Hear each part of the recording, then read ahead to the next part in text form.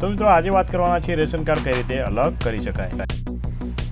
Ration card અલગ કરવા માટેની માહિતી નીચે મુજબ છે।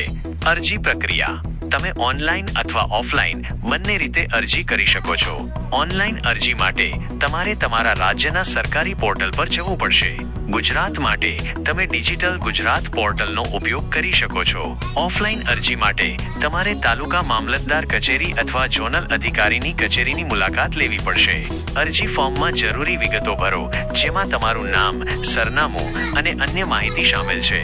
જરૂરી દસ્તાવેજો અપલોડ કરો અથવા જોડો। જો લાગુ હોય તો અરજી ફી ચૂકવો। અરજી સબમિટ કરતા પહેલા બધી માહિતી કાળજીપૂર્વક વાંચો। જરૂરી દસ્તાવેજો: આધાર કાર્ડ, મતદાર ઓળખ કાર્ડ, વીજળી બિલ અથવા અન્ય યુટિલિટી બિલ, જૂનું રેશન કાર્ડ, જે સભ્યો અલગ થવા માંગે છે તેમના આધાર કાર્ડ, જો તમે ભાડાના મકાનમાં રહો છો તો ભાડા કરાર।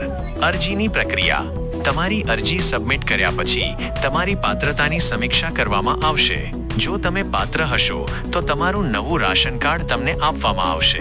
મહત્વપૂર્ણ બાબતો: તમે જે રાજ્યમાં રહો છો તે રાજ્યના નિયમો મુજબ રાશન કાર્ડ અલગ કરવાની પ્રક્રિયા અલગ હોઈ શકે છે। તમારે તમામ જરૂરી દસ્તાવેજો અને માહિતી સાથે રાખવાની ખાતરી કરવી જોઈએ। જો તમને કોઈ પ્રશ્નો હોય તો તમે તમારા સ્થાનિક પુરવઠા વિભાગનો સંપર્ક કરી શકો છો। વધુ માહિતી માટે તમે ડિજિટલ ગુજરાત પોર્ટલની મુલાકાત લઈ શકો છો।